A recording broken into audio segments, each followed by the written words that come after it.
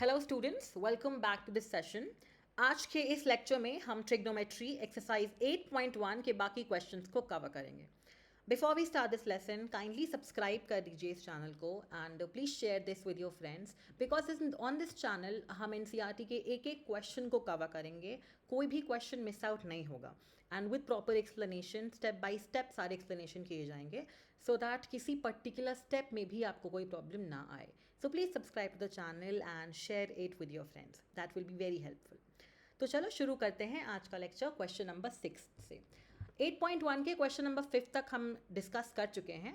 उसके पहले अगर आपने नहीं देखा है तो आप यहाँ पे आई बटन में वीडियोस हैं, आप वहाँ पे चेक करके प्लेलिस्ट से बाकी पहले प्रीवियस वीडियोस को देख लो तो ये अच्छे से समझ में आएगा। चलो let's talk about question number 6। ठीक है, क्वेश्चन नंबर 6 बोलता है कि आपके पास में एंगल ए और एंगल बी दो अक्यूट एंगल्स दिए गए हैं सच दैट कॉस ए बराबर कॉस बी है, यानी दो ट्राइंगल्स की बात करा हुआ है। बिकॉज कॉस ए बराबर कॉस बी मतलब एक ट्राइंगल में कॉस ए लिया हुआ है और दूसरे ट्राइंगल में कॉस बी लिया गया है। आपको प्रूव करना है कि एंगल ए और एंगल बी बराबर है।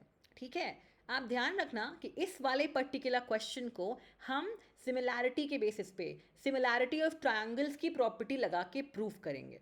ठीक है, सिमिलैरिटी ऑफ ट्रायंगल्स की एक प्रॉपर्टी होती है कि अगर दो ट्रायंगल के साइड का रेशियो बराबर प्रूव कर दें हम, मतलब रिस्पेक्टिव साइड्स का रेशियो अगर बराबर हो जाता है तीनों साइड्स का, तो वो ट्रायंगल सिमिलर होता है। इसी बेस पे इस क्वेश्चन को प्रूव करेंगे। तो सबसे पहले आप दो ट्रायंगल बना लो।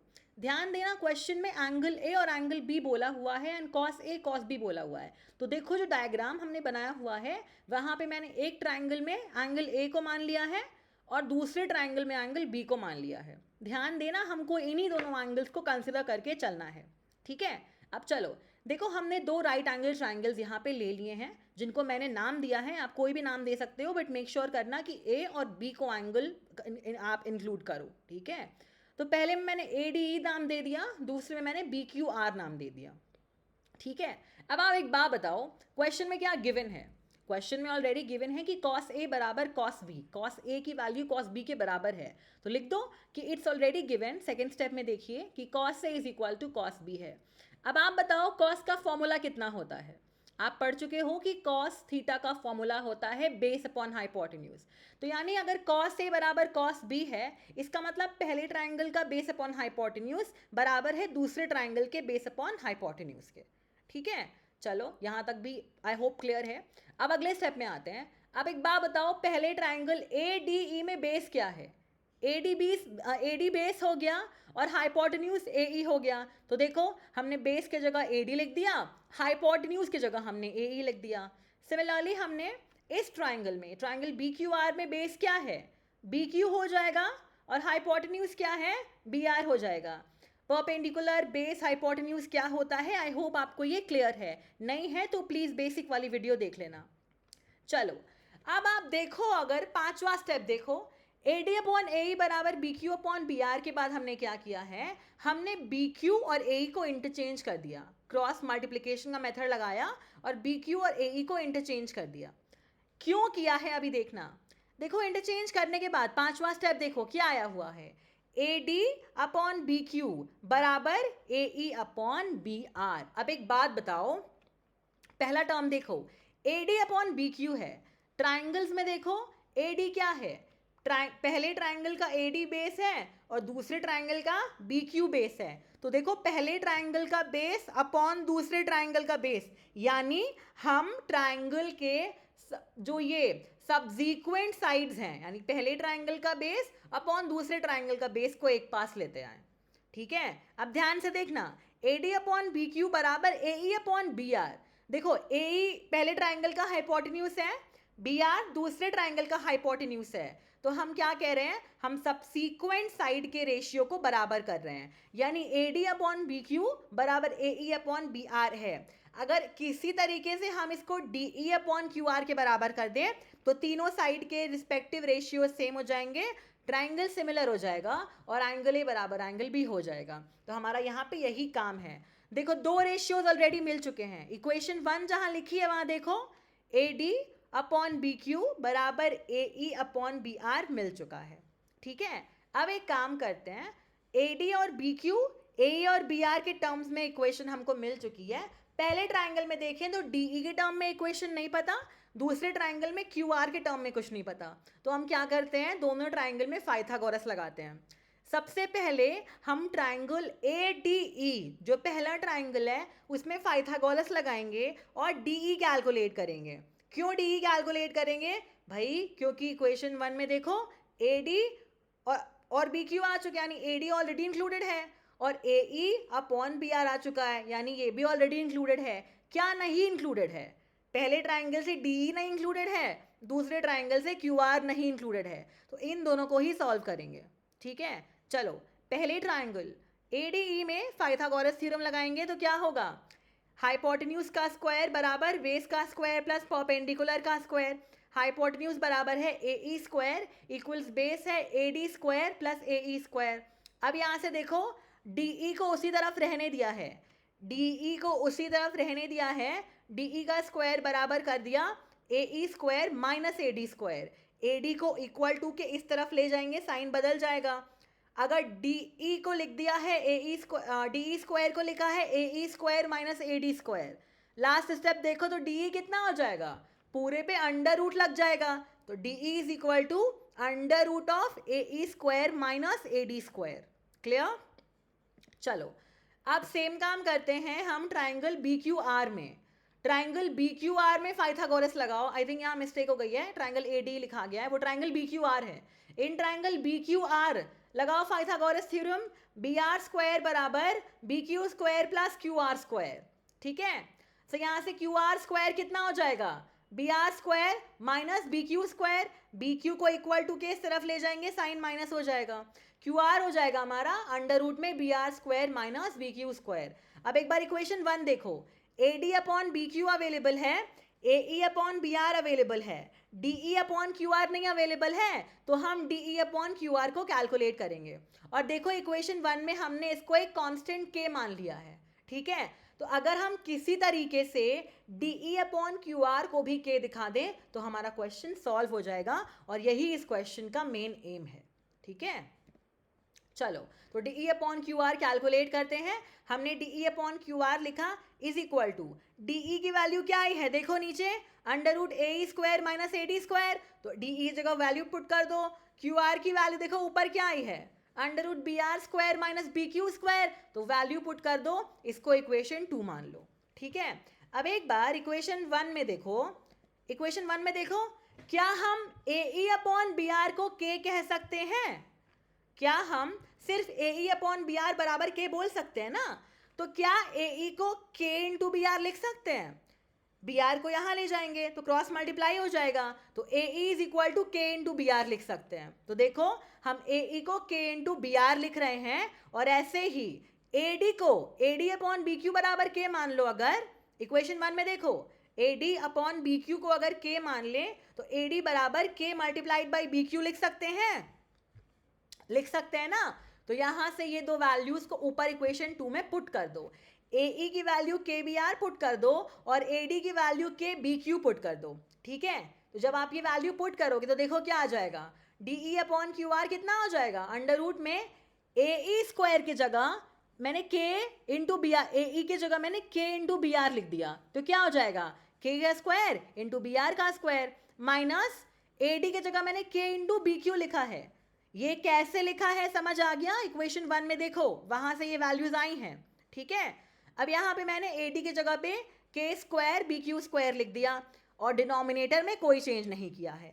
ठीक है, अब उसके बाद देखो DE upon QR is equal to, numerator में देखो लास्ट थर्ड स्टेप, न्यूमरेटर में देखो मैंने K स्क्वायर कॉमन ले लिया है, K स्क्वायर कॉमन ले लिया, तो K स्क्वायर कॉमन लेने के बाद पहले टर्म के पास क्या बचेगा, BR स्क्वायर माइनस दूसरे टर्म के पास बचेगा BQ स्क्वायर।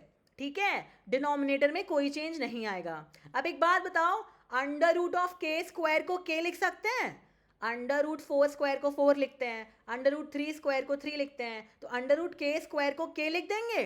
तो देखो अंडर रूट K स्क्वायर को K लिखा तो वो रूट के बाहर आ गया, क्या बचा है, क्या बचा रूट के अंदर? रूट के अंदर देखो क्या बचेगा, under root B R square minus B Q square, और सेम चीज डिनोमिनेटर में बचेगी, under root B R square minus B Q square. तो under root B R square minus B Q square numerator वाला और डिनोमिनेटर वाला दोनों cut जाएंगे। कटने के बाद क्या बचेगा, खाली के बचेगा। तो ध्यान से देखो कि हमने A D upon B Q और A E upon B R को के कर ही आए थे। A D upon B Q यानी base upon base is equal to A E upon B R यानी हाइपोटेन्यूज अपॉन हाइपोटेन्यूज दोनों ट्राइंगल का।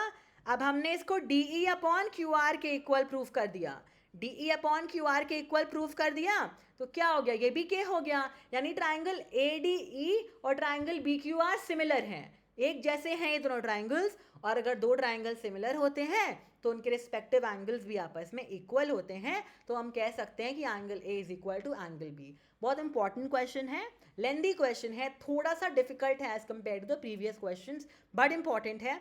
कहीं कोई प्रॉब्लम हुई है तो let me know in the comment section, वरना आई थिंक एक बार दोबारा देखोगे तो रिवाइज करोगे तो अच्छे से क्लियर हो जाएगा। ओके चलो नेक्स्ट क्वेश्चन देखते हैं। ये क्वेश्चन काफी आसान सा है। कॉट थीटा बराबर 7/8 दिया है, बोला है कि पहले 1 plus sine theta 1 minus sine theta upon 1 plus cos theta 1 minus cos theta निकालिए। सेकंड कॉट स्क्वायर थीटा निकालिए। सेकंड तो बहुत ही ईजी है, पहला भी ईजी है, चलो करते हैं। बताओ कॉट थीटा 7/8 है तो टैन थीटा कितना हो जाएगा, बताओ क्या होता है। टैन रेसिप्रोकल होता, कॉट वही टैन कॉट का रेसिप्रोकल है या कॉट टैन का रेसिप्रोकल है, बात एक ही है। तो अगर कॉट थीटा 7/8 है तो टैन थीटा 8/7, रेसिप्रोकल कर दिया, उल्टा कर दिया, ठीक है। तो टैन थीटा 8/7 हो गया। अब टैन का फॉर्मूला कितना होता है, परपेंडिकुलर बाई बेस, यानी ये ट्राइंगल अगर लेते हैं और इसको थीटा मानते हैं तो परपेंडिकुलर हमारा कितना आ गया 8 और बेस 7 है, तो ट्राइंगल अपने आप से ले लो। ट्राइंगल एबीसी मैंने लिया है, ध्यान रखना थीटा जो मानेंगे थीटा के सामने वाला साइड परपेंडिकुलर होता है, ये ध्यान रखना, ये फर्स्ट लेक्चर से मैं बता रहा हूँ और ये बहुत इंपॉर्टेंट बात है। यहाँ गड़बड़ हुआ तो पूरा क्वेश्चन गड़बड़। थीटा के सामने वाला साइड परपेंडिकुलर होगा। यहाँ मैंने ए को थीटा माना है, इसका मतलब ए के सामने बीसी है तो बीसी परपेंडिकुलर और ए बी बेस, ठीक है। अब टैन का फॉर्मूला 8/7 था तो परपेंडिकुलर मेरा 8 हो गया और बेस मेरा 7 हो गया, तो बीसी मेरा 8 हो गया और ए बी यानी कि बेस मेरा 7 हो गया, सॉरी परपेंडिकुलर 8 हो गया और बेस 7 हो गया, ठीक है। अब मैंने बोला है कि ऐसे क्वेश्चन में आप सबसे पहला काम क्या करते हो, आप सबसे पहले पाइथागोरस थ्योरम कैलकुलेट करते हो, पाइथागोरस थ्योरम लगाते हो। तो आपको एक राइट एंगल ट्राइंगल के दो साइड्स गिवन हैं, तीसरा साइड नहीं गिवन है, पाइथागोरस लगाएंगे। क्या होता है फॉर्मूला, हाइपोटेन्यूज का स्क्वायर बराबर बेस का स्क्वायर प्लस परपेंडिकुलर का स्क्वायर। लगा दो, AC का स्क्वायर बराबर बेस कितना है AB का स्क्वायर प्लस परपेंडिकुलर कितना है BC का स्क्वायर। Clear, okay. AC का स्क्वायर बराबर AB की वैल्यू कितनी है, देखो डायग्राम में 7 है, चेक करो। तो AB की जगह हमने क्या रखा 7 का स्क्वायर प्लस BC की जगह हमने रख दिया 8 का स्क्वायर, ओके। अब चलो करते हैं, AC का स्क्वायर AC निकालना है, AC square is equal to 7 का स्क्वायर कितना हो गया 49 प्लस 8 का स्क्वायर 64, यानी AC स्क्वायर हमारा आ गया 113। क्या 113 किसी नंबर का स्क्वायर है, नहीं किसी का नहीं है, ट्राई कर लो। 10 का स्क्वायर 100 होता है, 11 का स्क्वायर 121 होता है, यानी 113 किसी नंबर का स्क्वायर नहीं है। तो AC की वैल्यू कितनी आ जाएगी, √113 आ जाएगी। AC की वैल्यू √113 आ जाएगी। AC होगा, देखो यहाँ पे AB लिखा गया है वो AC है, AC इज इक्वल टू √113 है। तो sine theta is equal to कितना हो गया, परपेंडिकुलर अपॉन हाइपोटेन्यूज यानी 8 upon √113, cos theta is equal to base upon hypotenuse यानी कि 7 अपॉन √113। इतना क्लियर है। चलो अब ये सॉल्व करते हैं। हमें 1 plus sine theta 1 minus sine theta upon 1 plus cos theta 1 minus cos theta, ये हमको यहाँ से निकालना है।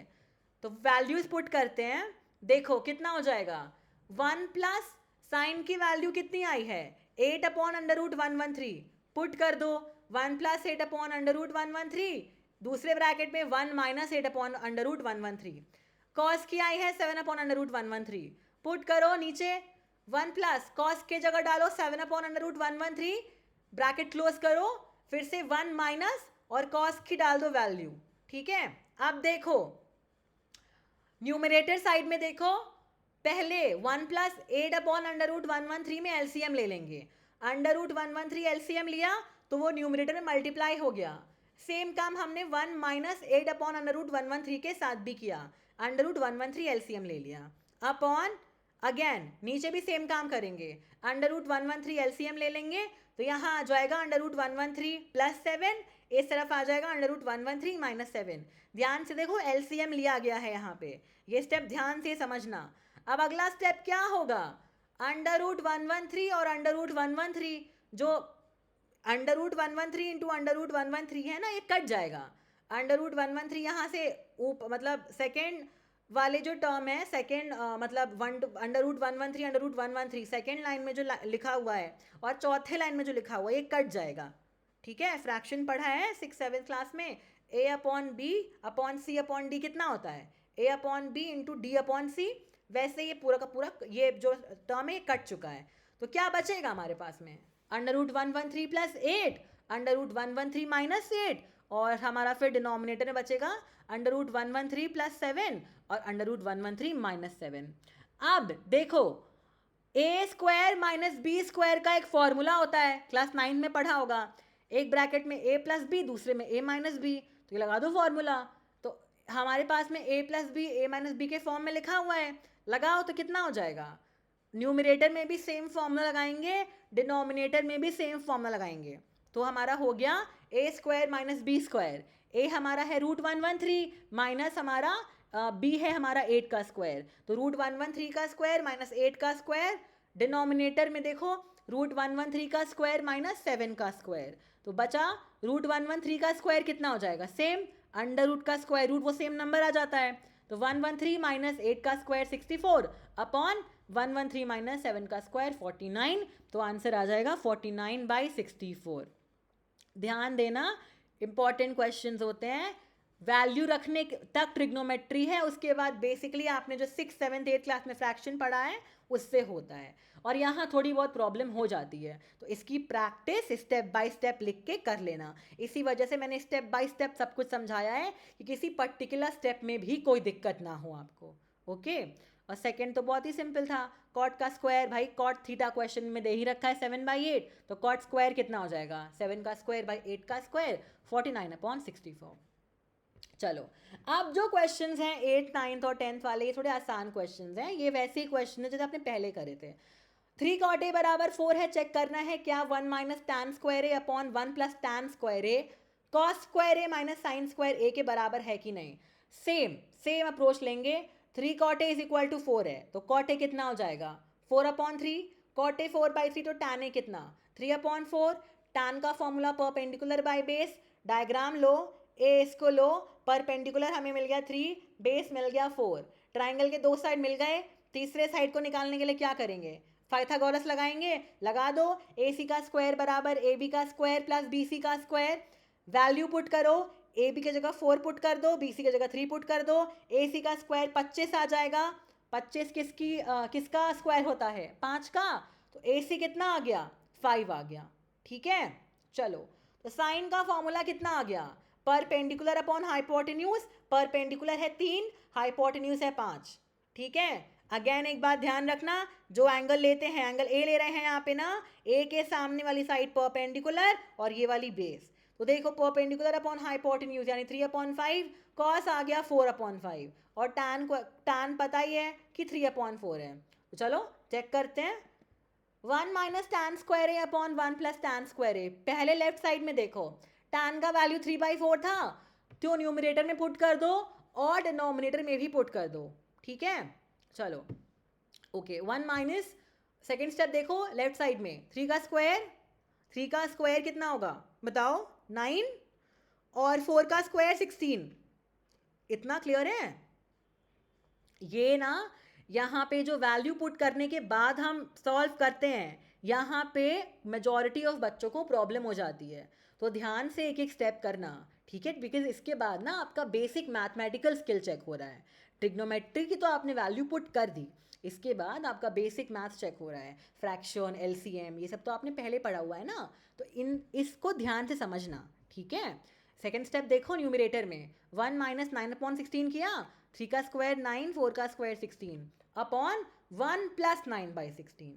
अब ऊपर में एलसीएम ले लो तो 16 एलसीएम हो गया, यहाँ पे मल्टीप्लाई हो गया 16 माइनस 9 अपॉन नीचे भी 16 एलसीएम ले लिया, कितना हो गया 16 प्लस 9। ठीक है, ऊपर सॉल्व कर दो, 7/16 अपॉन 25/16। अब सेम 7/16 अपॉन 25/16, इसका मतलब 7/16 मल्टीप्लाइड बाय 16/25, तो 16 आपस में कट जाएगा और 7/25 बच जाएगा। यानी 1 माइनस टैन स्क्वायर ए और 1 प्लस टैन स्क्वायर ए अपॉन करने पे 7/25 आ रहा है। क्वेश्चन पूछा था बताइए क्या ये कॉस स्क्वायर ए माइनस साइन स्क्वायर ए के बराबर है भी या नहीं। तो भाई आप पहले साइन कॉस टैन निकालो, जो पूछा है सॉल्व कर दो और चेक कर लो। राइट साइड पे देखो, हमने कॉस स्क्वायर ए माइनस साइन स्क्वायर ए कैलकुलेट करा हुआ है। तो कॉस का वैल्यू 4/5 आया हुआ था नीचे देखो, और साइन का वैल्यू 3/5 आया हुआ था। तो 4/5 का स्क्वायर, 4 का स्क्वायर 16, 5 का स्क्वायर 25, माइनस 3 का स्क्वायर 9, 5 का square 25 is equal to, again LCM ले लो, चूंकि यहाँ पे डिनोमिनेटर्स कॉमन है तो 25 एलसीएम हो गया, 16 माइनस 9 और आंसर आ गया 7/25। तो क्या लेफ्ट हैंड साइड और राइट हैंड साइड की वैल्यू लास्ट में बराबर आई है? बिल्कुल बराबर आई है। इसका मतलब आप कह सकते हो कि 1 माइनस टैन स्क्वायर ए अपॉन 1 प्लस टैन स्क्वायर ए बराबर है कॉस स्क्वायर ए माइनस साइन स्क्वायर ए के। इतना क्लियर है? इतना क्लियर है ना? चलो वेरी वेल। सी आप ये क्वेश्चन नोटबुक लेके अच्छे से सॉल्व करो, पॉज कर दो वीडियो को एंड देन आराम आराम से सॉल्व करके देखो। ओके, डोंट रश मत करना कि इसके साथ ही रफ्तार से सब कुछ करे जा रहे हैं। अनलेस एंड अनटिल आप रिविजन कर रहे हो तब तो इट्स फाइन, पर अगर आप पहली बार सॉल्व कर रहे हो तो pause the video and try to do it on your own एक बारी, एंड देन आप नेक्स्ट क्वेश्चन में मूव ऑन करो। ठीक है, देखो 9 क्वेश्चन भी सेम, आप सारे क्वेश्चन सेम वैसे मिलेंगे हमको कि हमको साइड निकाल दो वैल्यू मालूम पड़ जाएगी, तीसरा निकाल देंगे और वेरीफाई कर देंगे। 9 क्वेश्चन इंपॉर्टेंट है। क्यों इंपॉर्टेंट है? बिकॉज यहाँ पे आपको ए और सी दोनों एंगल्स को लेके क्वेश्चन पूछा हुआ है, ध्यान देना। बोला है कि एक ट्राइंगल एबीसी है right angled at B. Okay, एक डायग्राम बना दो जिसमें राइट एंगल बी पे करना, जिसमें tan का वैल्यू क्वेश्चन में दे रखा है 1/√3 है। ओके, और ये दो आपको निकालने को बोला है, sign A cos C plus cos A sine सी, दूसरा cos A cos C minus sine A sine सी। चलो ये तो बात की बात है, पहले tan तो निकालें। tan ए बराबर 1/√3, tan ए बराबर 1/√3, इसका मतलब tan का फॉर्मूला हुआ परपेंडिकुलर बाई बेस, इसका मतलब परपेंडिकुलर 1 है, बेस √3 है। ट्राइंगल लिया, tan ए बोला हुआ है, तो ए के सामने वाली साइड परपेंडिकुलर, नीचे वाली बेस, यानी बी सी परपेंडिकुलर हो गया 1, ए बी बेस हो गया √3। हमेशा की तरह राइट एंगल ट्राइंगल के तीनों साइड को निकालने के लिए क्या करेंगे? पाइथागोरस थ्योरम लगा देंगे। तो पाइथागोरस थ्योरम लगाइए और ए सी की वैल्यू निकालिए। चलिए ये काम खुद से करिए, अब तक इतना आ गया होगा ना, इतना खुद से करिए। चलिए फटाक से ए सी की वैल्यू सॉल्व करिए। ए सी की वैल्यू फटाक से सॉल्व करके बताइए कितना आएगा। यहाँ देखे बिना, यहाँ नहीं देखना है, खुद से करो। चलो लगाओ पाइथागोरस, कितना हो जाएगा? हाइपोटेन्यूज स्क्वायर बराबर बेस का स्क्वायर प्लस परपेंडिकुलर का स्क्वायर, यानी ए सी का स्क्वायर बराबर ए बी का स्क्वायर प्लस बी सी का स्क्वायर। ए बी का वैल्यू कितना है? √3 प्लस बी सी का वैल्यू 1 है, इनको पुट कर दिया। √3 का स्क्वायर 3, 1 का स्क्वायर 1, तो ए सी का स्क्वायर 4 आ गया। अब बताओ 4 किसका स्क्वायर होता है? 4 किसका स्क्वायर होता है? 2 का होता है, तो ए सी बराबर 2, यानी आपने एक राइट एंगल ट्राइंगल की तीनों साइड की वैल्यू कैलकुलेट कर ली है। अब देखो क्वेश्चन में हमको ए के भी एंगल्स निकालने पड़ेंगे जो हमसे पूछा है, और सी के भी निकालने पड़ेंगे। तो पहले साइन ए और कॉस ए निकालते हैं। ठीक है, चलो देखो साइन ए का फॉर्मूला क्या होगा?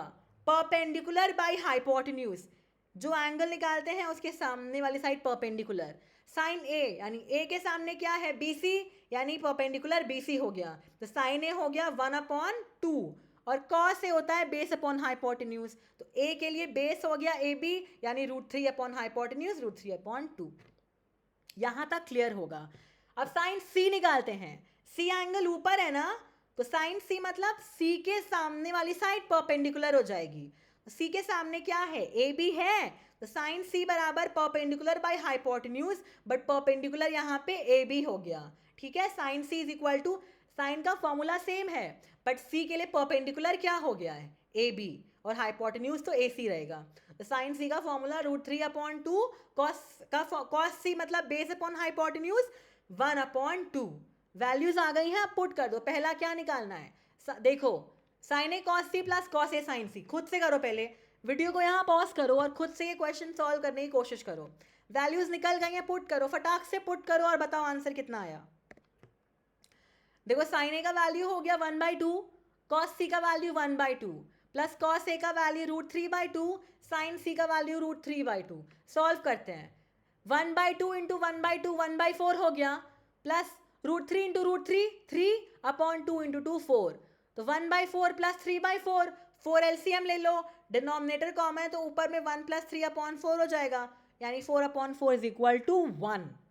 ओके, सेकेंड देखो, cos A cos C minus sine A sine C, value put करिए, मल्टीप्लाई कर दीजिए, आंसर पूरा आ जाएगा। यहाँ तक क्लियर है? कोई प्रॉब्लम हो तो let me no, but I hope आपको क्रक्स एकदम क्लियर हो चुका है क्वेश्चंस का, कि आप राइट एंगल ट्राइंगल ले रहे हो, आप तीनों साइड निकाल रहे हो, ट्रिग्नोमेट्रिक रेशियोज निकाल के जो भी पूछा जा रहा है वैल्यू को इलाबोरेट कर दे रहे हो ना। अगेन ये एक और बहुत इंपॉर्टेंट सा सवाल आ जाता है, थोड़ा सा डिफरेंट सवाल है ये, आई थिंक एक लास्ट क्वेश्चन है इस एक्सरसाइज का, थोड़ा सा बड़ा वाला डिस्कस करते हैं। देखो ओके, एक ट्राइंगल है P Q R, right angle at Q, एक राइट एंगल ट्राइंगल बनाओ पी क्यू आर, लेकिन राइट एंगल क्यू पे करना। बात ये है कि यहाँ पे दो साइड का सम गिवन है, यानी पी आर यानी हाइपोटेन्यूज प्लस क्यू आर यानी कि परपेंडिकुलर, यानी P R plus Q R बराबर 25 है और पी क्यू 5 है। P R plus Q R equals 25 given है and P Q is equal to 5 given है। We have to find the values of sin p, cos p and tan p. Okay. So first of all, we don't get nervous इस question से. The first and the foremost thing what we'll do is PQ 5 given है ना, and PR plus QR 25 है.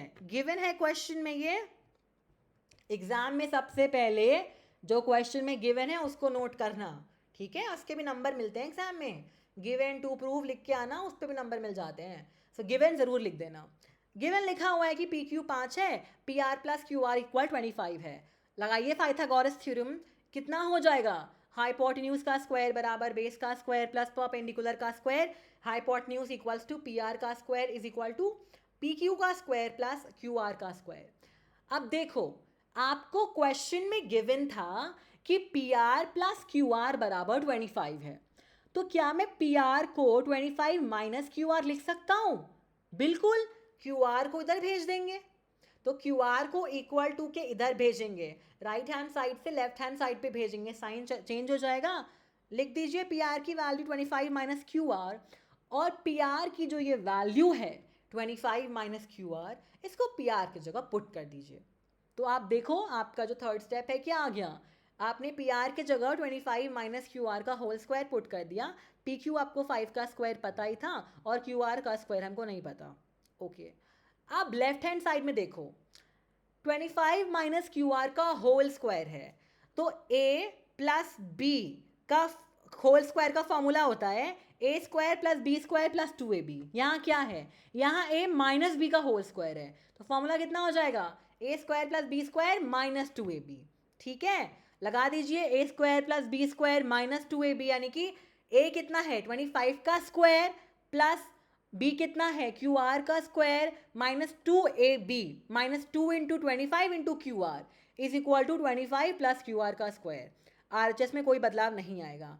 अब okay, 25 का square 625 plus Q R square minus 2 into 25 50 Q R is equal to 25 plus Q R का square. अब देखो LHS में Q R का स्क्वायर था, RHS में क्यू आर का स्क्वायर था, दोनों कैंसिल आउट हो जाएंगे, क्यू आर का स्क्वायर दोनों साइड से कैंसिल आउट हो जाएगा, कट जाएगा, क्या बचेगा, LHS में बचेगा 625 minus Q R equals RHS में बचेगा 25। So let's bring 25 this side, 25 को ऑपोजिट या 50 क्यू आर को इस तरफ लेते आओ, तो क्या होगा, यू इंटरचेंज कर देंगे, तो व्हाट विल ऑब्टेन इज कि 625 minus 25 is equal to 50 Q R. इतना ध्यान है ही आपको कि इक्वल टू के इधर या उधर ले जाएंगे साइन में बदलाव आता है। 600 बराबर 50 क्यू आर आ गया, तो 600 upon 50 is equal to Q R. Solve करोगे, डिवाइड करोगे तो क्यू आर का वैल्यू 12 आएगा. क्यू आर का वैल्यू 12 आ गया और P R plus Q R 25 था, तो पी आर कितना आ जाएगा? 13 आ जाएगा. इक्वेशन में पुट कर देंगे. क्लियर है? अब यहाँ पे हमने इस ट्राइंगल के तीनों साइड की इक्वेशन निकाल ली है. तो sine P cos P tan P निकालो. खुद से करो, खुद से करो बिना देखे. यहाँ वीडियो को पॉज करिए एंड खुद से करिए इसको. साइन पी क्या? परपेंडिकुलर बाय हाइपोटेन्यूज यानी 12 बाई 13. पी के सामने वाली साइड परपेंडिकुलर. कॉस पी यानी base upon hypotenuse 5 upon 13. Tan P perpendicular by base यानी कि 12 अपॉन 5. राइट? Okay, last